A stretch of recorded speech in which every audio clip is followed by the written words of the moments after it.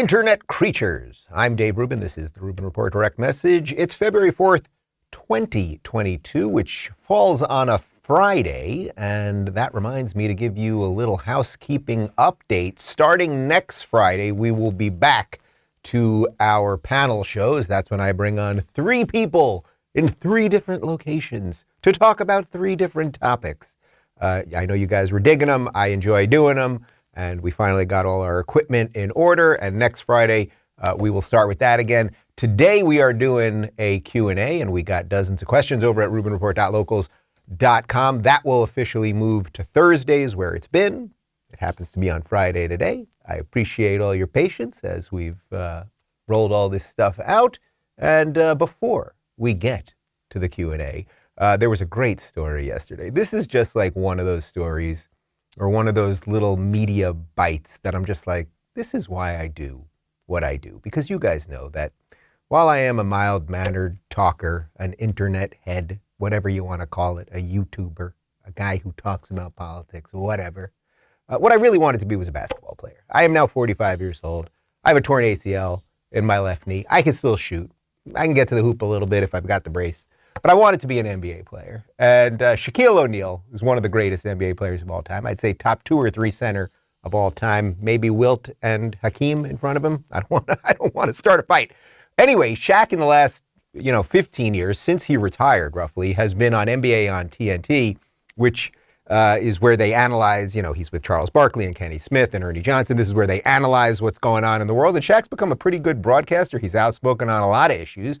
Well, Shaq went on a podcast on CBS. It's called The Big Podcast, hosted by Nischelle Turner. I don't know her or the podcast, but he went on the podcast, and they started talking about vaccine mandates. And Shaq, I love you, man. Look, I encourage everybody to be safe and take care of your family. I do. But there's still some people that don't want to take it, and you shouldn't have to be forced to take something that you don't want. So I don't think people are being forced to take. Well, there are some. Listen, we have a mandate at CBS. That's force. We have a mandate at CBS. But my point. That's force. But where I wholeheartedly. That's force. No, it's not force. It is force, because if the man don't take it, the man gonna get fired. I love the guy. Shaq, I hope you see this. You're awesome, dude. I also saw a video of Shaq about a week and a half ago. Oh, here's Shaq. Look at this. This is Shaq. We just threw this in. This is him just ripping down hoops while he's dunking. I think we got 3 of them for you. Look at this. Look at this. Just ripping. Oh, the glass on his head. We got one more. I remember this one off his, yeah. Ooh. Oh. Beautiful. There's like 20, 30 of those where he just demolishes backboards. It's a beautiful thing. Shaq, there was a video you may have seen like a week or 2 ago where he's at a mall and a guy is buying a ring for his girlfriend, an engagement ring. And Shaq overheard the guy basically saying, I got to do this in payment plans or whatever. And Shaq just bought it for the guy right there. Like, he's just a good guy. I've never heard anyone say anything bad about Shaq, but that's just such a beautiful thing. Because, he's like, look, people have to make decisions for themselves. I don't believe people should be forced into anything. And she's like, well, we don't force. Well, I guess we do have a force thing here over at CBS. And and Shaq is just saying what the simple truth is. And we live in an odd time where we have to find sense from 7'1" former NBA superstars who are making more sense than, say, the guy leading the NIH or the CEO of the CDC or anyone basically in mainstream media. I think you guys know my feelings on this, but of course you should not be forced to take anything you want. And the idea that your company can force you to be injected with something once, twice, 3 times, couple extra boosters, it's just so ridiculous. So Shaq, you are the man of the day.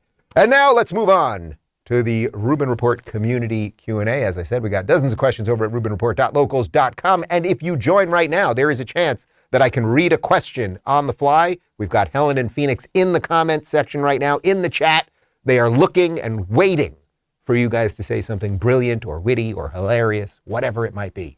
Sam says, what are your thoughts on Denmark and several other European countries ending all mandates and restrictions, looking for ways to get the USA to stop with these crazy policies? Look, my socialist friends, and I have many socialist friends, they often point to the Nordic countries. They say, look how wonderful things are in Sweden and in Norway and in Finland and these other countries. Look how wonderful things they are. And it's really usually quite a horrible comparison because these are supremely tiny countries with very, very monoculture situations going on there. They're not as socialist as you'd like them to believe, as Bernie would always try to point out.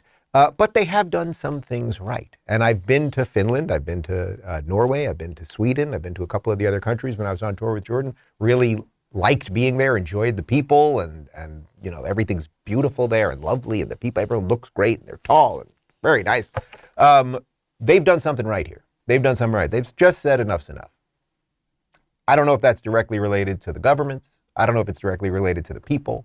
I don't know if sanity somehow burst through the ice when they were ice fishing for salmon. I don't know what's going on exactly. But obviously, we should be stopping with all of these mandates. Take it from the Swedes or take it from Shaquille O'Neal. But the governments have failed us. They have absolutely failed us. I'm pretty sure you guys know a bit about the story of what's going on up in Canada. The governments have failed us. So it's like Justin Trudeau, look that way. And over there, if you look further enough, you look far enough, you're going to find some of these Nordic countries. And they decided to let their people live freely. Why don't you try that too, man? But I think we got more on Justin Trudeau in just a moment. Storm says, hopping on a plane to Juneau, and I hope this will be answered after I land. What do you think will last longer, the Freedom Convoy or Trudeau's quarantine? Well, good luck up there in Juneau. So I guess Trudeau is still, can we officially confirm that? Is he in quarantine still? He's still, I'm being told that Justin Trudeau is still hiding in quarantine. Apparently he had asymptomatic COVID. One of his kids had it, and he's hiding because of it. He wants faux sympathy, basically, because he's really dropped the ball here. These truckers and their supporters, they're not transphobes. It's so stupid. They're not transphobes. They're not bigots. They're not anti-Semites. Yeah, like suddenly out of nowhere, all of these people were like, you know, I really have this irrational fear of trans people, and we're going to go occupy Quebec in the name of that. It's just nonsense. I hope that some of their demands are met.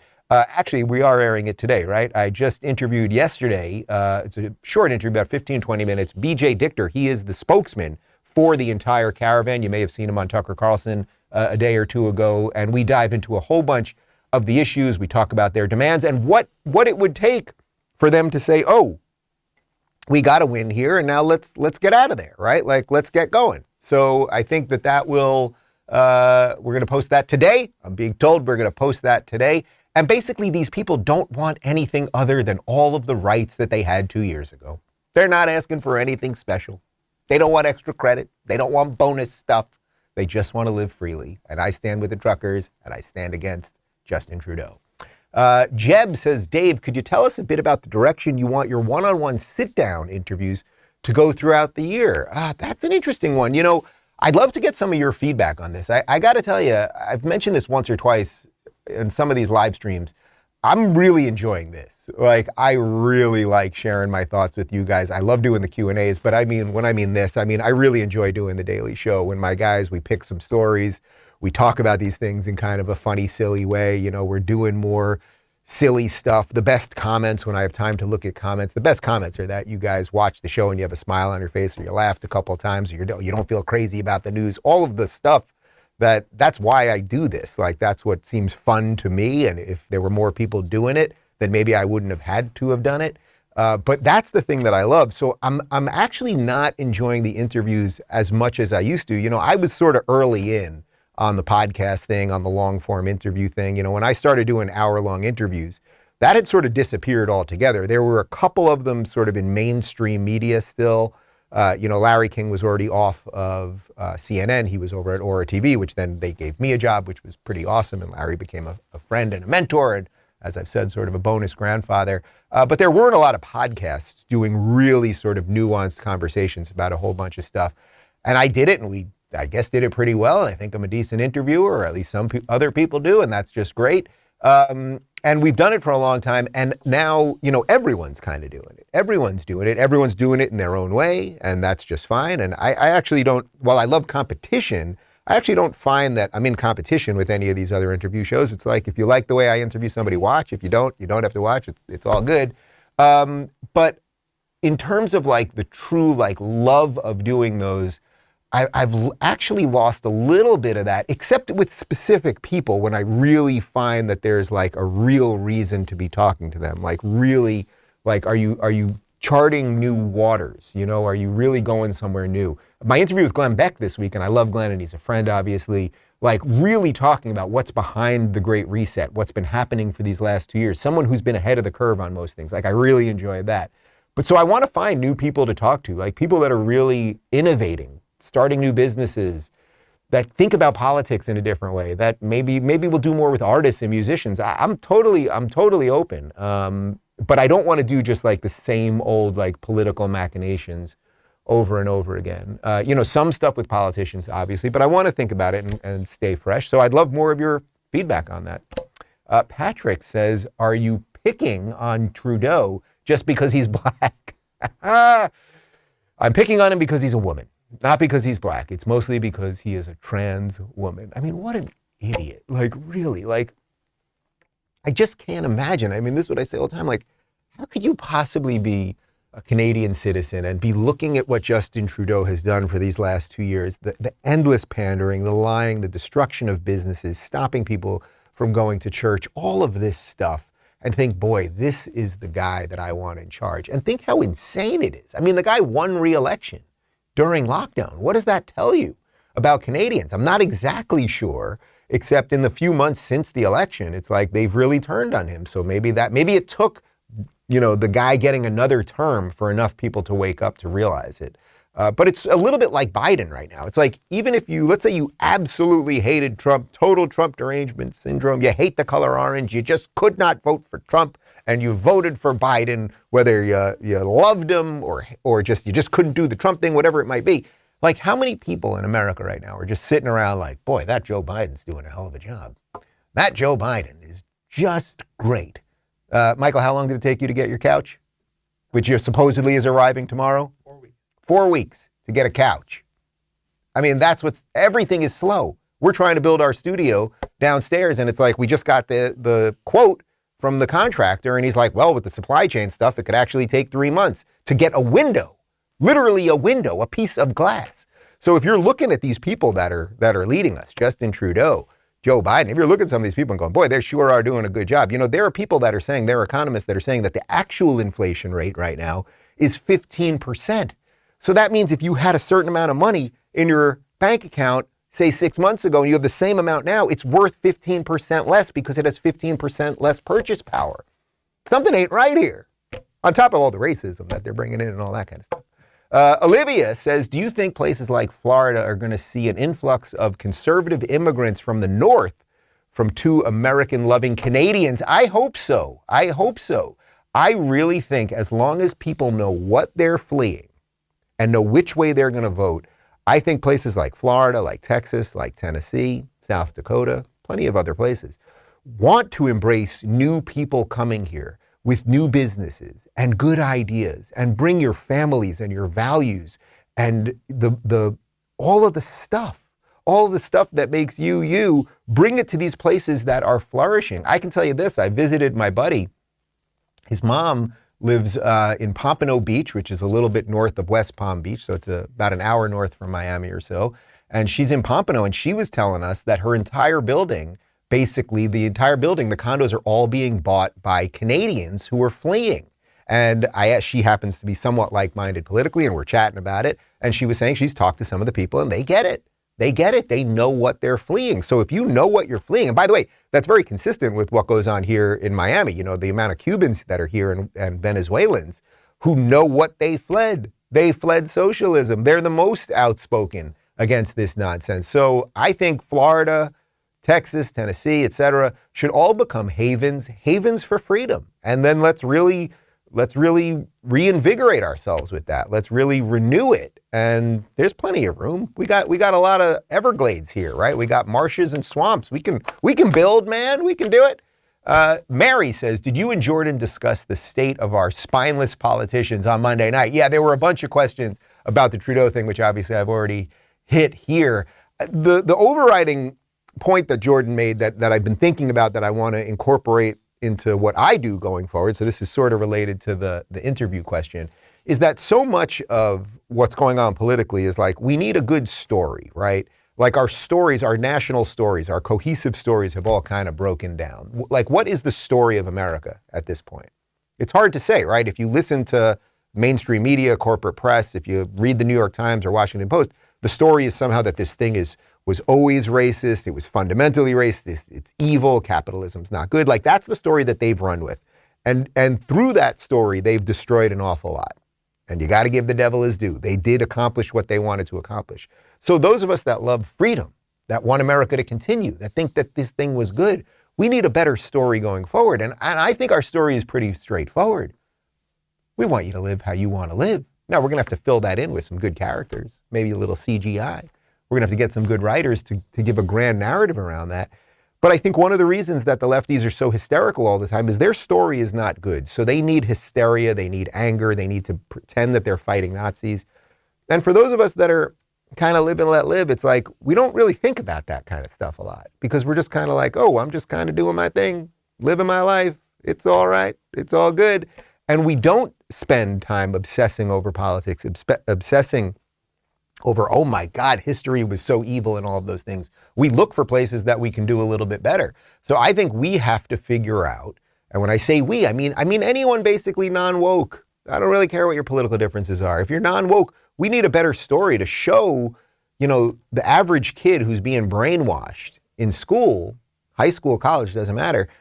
Hey, there's a better story over here. The story is that you can be the main character of your movie. And you can do that if the conditions for freedom are there. And that ain't what the other guy's at. It's just so much better on its face that we just have to fill it in. We just have to give it a little color.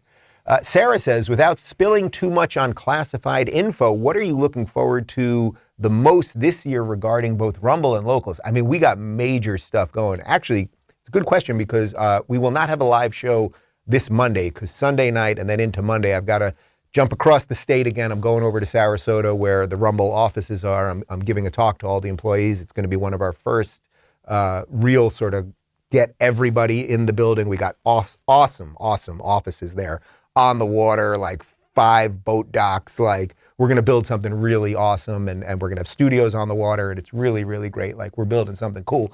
So what I'm excited about is there's such opportunity. You guys all know the Spotify Rogan situation that we were talking about all week. It's like Spotify has decided to put warnings up in front of Rogan's content. Now, if Rogan's okay with that and that's what they want to do and everybody's happy with that, that's just fine. I am intimately involved along with Dan Bongino and Chris, the CEO, and Asaf, the CEO of Locals, in crafting what our policy will be. What is our policy around speech? Are we going to put warnings on things? We don't want warnings on things. If you break the law, you got a bigger problem than us. So you can put your content on Rumble. That really is the policy that we're all trying to craft perfectly. There's a lot of pieces involved in that, right? So I'm looking forward to taking the opportunity as it exists. The more that those guys censor, the more that you guys tell me all the time, you don't see our videos in the YouTube feed or whatever it might be. It's like, well, we'll just build something that'll be better. And that's fun. And that's what we did for 2 years with Locals. And then we found Rumble and we were like, well, these guys are doing some good stuff. And we met, the CEO, we met the people behind it. And we were like, all like, hey, we have some political differences, but who cares? We all want to fight the woke thing. We want to fight censorship. We want to defend free speech to the best of our ability. So let's keep going there. So maybe we can get some video of my speech on Monday. I'll see about that. Travis says, when will you be touring Florida? So we will be announcing my book tour soon. The book comes out middle of April. Don't Burn This Country, which we've already sold a whole bunch of copies. So the New York Times is not going to be happy because they're going to have to either put me on the list again or they're going to have to be exposed for not putting me on the list. So that's your warning, New York Times. But I will go very, very heavy in Florida. Like, I would love to go to every major city in Florida, even like however we got to make it work. I just really want to do it. When I did the event with Jordan the other night, it was my first live public appearance in Miami. And it was just so great. Like when the PA guy was like, new Miami resident Dave Rubin, and like the crowd went nuts. And it was just so great to be out there and like all the little silly things about Miami driving and the Spanish and all the fun stuff. Like, I just want to go all over Florida. I do have one public event it's a semi-public, kind of private, public-ish event in Naples in the next couple weeks, but I'm only going to promote that for my locals community. So if you'd like to join, you can. Otherwise, we'll get out there in April, and I'll bounce all over the place. And as I said, I am not going to tour in a place that demands vaccine passports or mask mandates. That's going to cost me a bunch of money. It'll stop us from doing a certain amount of venues and, certain amount of book sales and all that, but I'm just not going to do it. Diana says, which platform to view your show helps to benefit the Rubin Report more, Locals, Rumble, or YouTube? I want to make sure I'm giving you all of the support. I mean, first, I would say do whatever fits your life for whatever reason. If it's just easier for you to watch mobily or at a desktop and you find one interface better than the others. Look, Locals and Rumble are going to continue to combine. They're going to really continue to combine. We have a whole bunch of features on the way. We're launching a whole new feature set. I just can't tell you too much just yet. But everything being equal, if your choice right now is to just watch the live stream between YouTube and Rumble, it would be better to watch on Rumble, because YouTube, we just know they have their tricks, and I just don't think YouTube's the future. I'm not trying to pick a fight with YouTube. I don't complain about YouTube anymore. We get demonetized sometimes. I don't even bother publicly fighting them anymore. It's like they're doing their thing. It's been really good to me in some ways, and it's been not so great in other ways. It is what it is. That's the path they're going down. We're blazing a new trail with Locals and Rumble. That's the plan. And that's what we're going to do. That's what we've done, and it's what we're going to continue to do. So everything being equal, the live streams, if you could watch on Rumble, would be great. But subscribe on both. Why not, right? Richard says, this was a thought-provoking question I posted on Scott Adams' community page. Does having a lack of humor correlate with the inability to understand human motivation? You can tell who has a sense of humor and who does not, and it almost falls along the left and right paradigm. Curious on your thoughts. Ooh, I like that question. So it's interesting because, in the last 2 years or so, we've watched an awful lot of people just lose their shit altogether. I don't mean get some stuff wrong. I've gotten some stuff wrong, okay? Everyone gets some stuff wrong. But I'm talking about people that are saying the complete opposite of what they used to say, but not because they evolved politically, but because the other side is in power or something like that. We've watched so many comedians, or I probably have to go like this with comedians now, who used to be funny, I suppose, just become hysterical, angry, cancel culture enthusiasts. Sarah Silverman, I never thought she was that funny. She was in an episode of Seinfeld I like when she dated Kramer, but whatever. She was a comedian, and just this hysterical, angry, progressive nonsense. Chelsea Handler, the same thing. Kathy Griffin with the Trump head. Imagine if that had been done with Joe Biden. These people that just become really, really angry. I think there's a lot of reasons for it. Patton Oswalt, who was sort of a funny comedian at one time. Years ago, I wanted him on the show, actually, where he has to issue an apology for saying that he's friends with Dave Chappelle. There is a connection between an inability to be funny and sort of modern woke progressivism, because it's a cult. It's a cult that doesn't let you question it. It's a cult that says these are the things you can believe, and now you have to believe them and do not go against anyone else. There's no room for comedy, and that comedy is comedy's all about freedom, right? Comedy's where it's messy and there's different opinions and you can fight the power and you can make fun of people. And it's man, wouldn't it be great if we had a guy like Don Rickles back with us right now? Don Rickles, the legendary comedian, he lived into his 90s, passed away, about 2 years ago.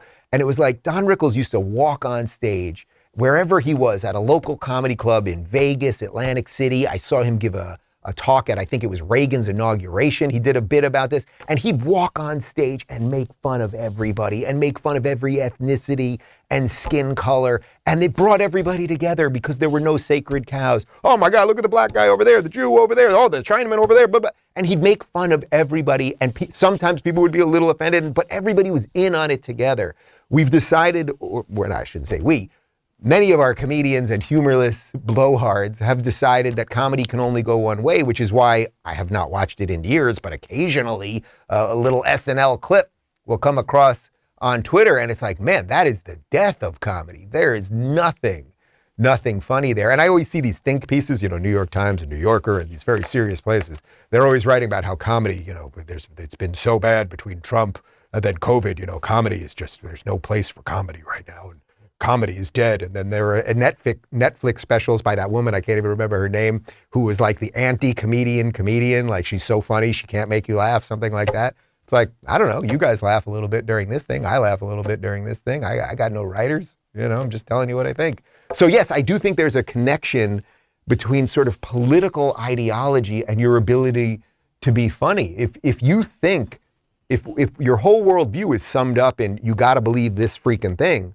where's the humor in that? Like, I'm pretty sure there aren't a lot of great comedians in North Korea. There's probably a lot of people who want to be comedians, but not a lot of great ones that are out there, right? So comedy is best done when the conditions for freedom are out there, so you can make fun of the power, you can make fun of the politicians. You don't view these people as gods, right? And you believe that your own thoughts have some value. Not a lot of room for that over there. Brad says, even if there is a red wave this year with the midterm elections, do you think that's enough to make people start to trust the government again? It almost feels too far gone. That's a good one. Well, first off, you don't want to count your chickens before they hatch. Is there every reason to think that there's going to be a red wave? Yeah, right. The Democrats have just, enough people see it. They've wreaked havoc everywhere. The policing, the schools, the wokeness, the gender stuff. They've woke up parents. They woke up Canadian truckers, even though that's not our country. They've done something that is so awful, and there is just no sane liberals. And yes, we can put the little Bill Maher box there, okay, but who are you going to vote for, Bill Maher? That is the problem, right? So I don't want to go down that road at this moment. There's just nobody to vote for. Like, do you think that voting for Chuck Schumer, if he's not like a complete lunatic radical, is going to stop this? Or Nancy Pelosi, if she's not, even though she is? Like the progressives, they did it. They rotted out the party. They destroyed the liberals. They did the whole freaking thing. So is there going to be a red wave? That would be my guess. But again, you don't want to walk into an election thinking that there's going to be a red wave. You don't want to walk into a fight thinking you're automatically going to win. This reminds me of, what was it, probably around 92, when Mike Tyson, champion of the world Mike Tyson, and he was just mauling everybody, and he would beat guys literally in 15 seconds in the ring, that Michael Spinks fight, and he goes into the fight against James Buster Douglas, who nobody had heard of, and Buster Douglas beat the crap out of Mike Tyson. Remember that? Well, that's because of overconfidence, right? So you don't want to walk into the fight and go, oh, we're going to win. Obviously, we're going to crush over here. Everybody hates the lefties. The wokesters are nuts and everything else. So we need to make sure that we're all out there voting. We gotta be explaining our ideas and doing all of that stuff. Also, the machine, you have to give the machine credit. It figures out ways to do all sorts of weird stuff and brainwash people and freak people out. So anything can happen. But your question really was, okay, if there's a red wave, is that enough to get some trust back to the institutions and to government? That will be up to those that we vote in, right? That will be up to, let's say in Virginia right now, Glenn Youngkin has a window. Okay, man, you ran against critical race theory. You decided to defend children against these crazy out of control school boards and everything else. Well, now it's on you. So in a year from now, we'll be able to judge that. I think if you bring in the right politicians who just basically stick to their guns, basically, you don't have to be great, guys. You just can't be horrible. If you can do that, then we got a chance to actually get some trust back into these institutions, and that would be good. Even if you're a complete libertarian or anarchist, like, you should want a little bit of trust in some of these institutions, because otherwise we just don't have a thread that brings us together. You need some trust in some of these institutions, and we don't have a lot of trust amongst each other these days. So that would be the great opportunity. That's the story, Republicans. That's the story, conservatives. Man, you see what those guys did? Our story of freedom is better, and if you elect us, we will protect that. That's pretty good. Margot says, have you thought about adopting an iguana? Well, first off, we did survive the big iguana freeze of 2022. As you guys know, we reported it here. Breaking news on the Rubin Report. Temperatures in South Florida got as low as 40 degrees, and when it hits 40, that apparently is the magic number, these big-ass iguanas, and some of them are up to like 3 feet, they're in the trees, they freeze, they get comatose, and then they just fall out of the trees. They thud on the floor. They're not dead usually. I guess if you hit the floor hard enough, maybe you crack your skull, but they're just basically laying there, and then they don't wake up till it gets warm enough, although I would assume that the vultures and some other predators are probably taking a peek and seeing what's for lunch. But we did not see any while we were walking, and I've been taking Clyde on walks. We're getting a lot of peacocks around here. I posted an awesome video of 2 male peacocks. I mean, have you ever really been like 5 feet away from a peacock? These things are huge and awesome, and when they really like fan out the feathers, they're really incredible. You can take a look at the video in the community. But we did see, even though I didn't see any comatose iguanas just on the floor just like that, we have seen a couple iguanas that have been mauled by cars. So I don't know if that was due to the comatose falling out into the street and then getting hit by a car, or was just crossing the street. I don't know. Okay, and we're going to look into it. But we have seen a few of those, and I'm pretty sure Clyde's eaten a whole bunch of iguana bones. So would I get an iguana? I don't really need an iguana in that I'm around a lot of iguanas. But maybe we'll get a second dog. There's been some discussion around that. Brian says, what's the cost of living in Florida compared to California? Is the property tax in Florida more or less than in California? Glad you're enjoying your move. Everything is cheaper here. Everything is cheaper. First off, there's no income tax. So we're saving a ton of money, obviously, which then I can hire more people. I can do more things. We can put more money into the house to fix things. I've got guys downstairs that are fixing things right at this very moment. We can do more landscaping, whatever it might be. We can build our studio out as big and robust as we want to.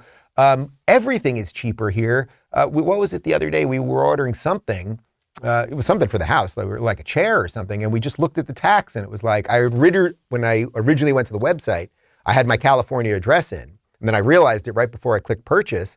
And then I put the Florida address in, and it saved me like $14 to order the exact same thing because Florida taxes are less. So it really has just been great here, but it's not just about the money.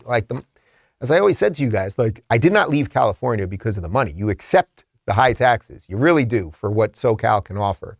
And not just SoCal, by the way. There's plenty of Northern Cali places that are gorgeous. Sonoma, Napa, pretty freaking spectacular. You accept the taxes as part of it. But then when the whole thing melts down, I just didn't want to fund my demise anymore. So everything here, I have absolutely no complaints. Some people said to me, you're going to move to Miami, South Florida. It's very flat. That's what they said. You're used to hills in California. You're used to hills. I like the flat. I really do. Why? I take Clyde for crazy long walks. We go walking and we see the lizards, we see the peacocks. It's great. You can see where you're going. You don't have to always be watching out that a car is going to swing by like some curve on the mountain and whack you.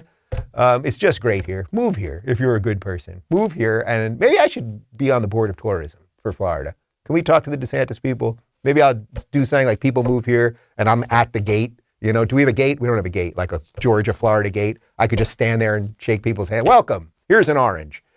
Yanis says, are you feeling hopeful about that push for freedom across the world? I really am. I really am.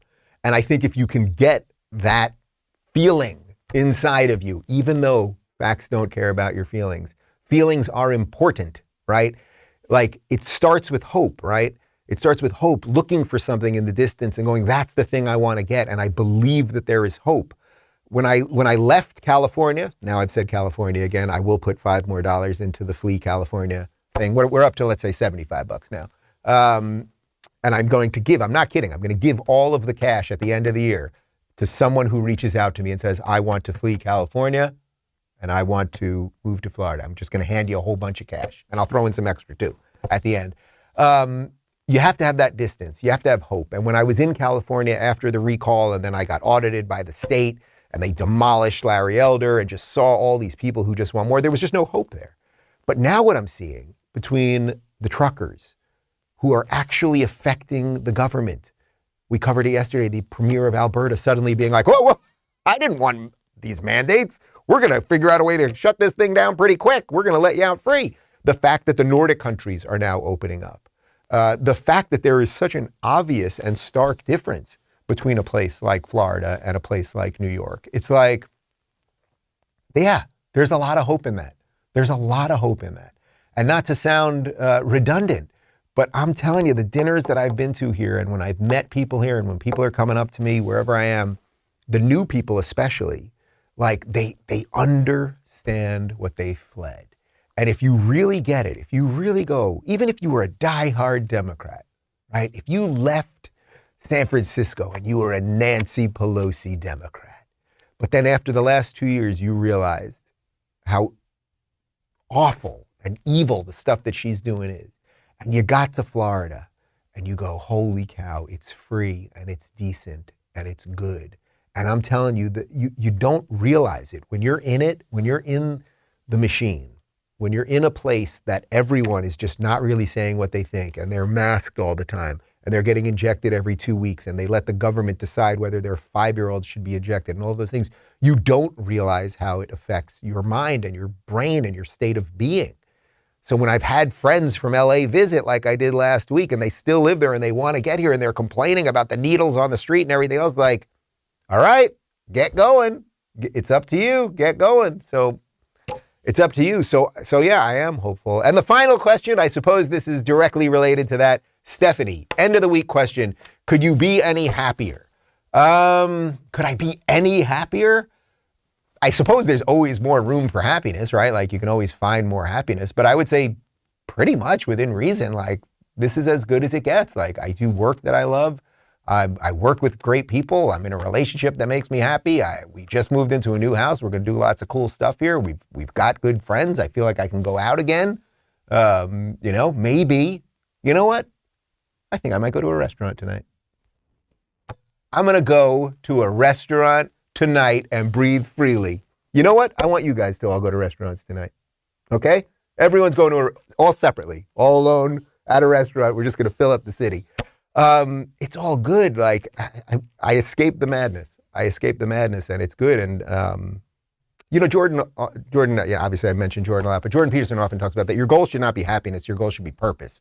Because if you find something that gives you purpose, then you'll find happiness. But it's too simple, basically, to say you're just going for happiness. Like, what would that mean? I'm going for happiness. Like, I just want to lay on the beach all day.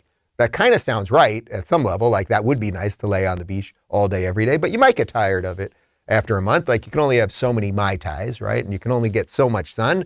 So it's like, what you shouldn't be going for is just happiness. But if you do something that fulfills you, like I feel like what I do is relevant, it feels good. I have something to say in the morning, and I get that feedback all the time. And maybe the feedback can be kind of dangerous because you get negative feedback, you get positive. Even if I only got positive feedback all day long, I don't know that would be so great. But I get up with purpose. I have something to do every morning. I'm very aware of that, by the way. Like I really am. Like I get up, I have my coffee. I've been taking Clyde for these walks, exploring the neighborhood.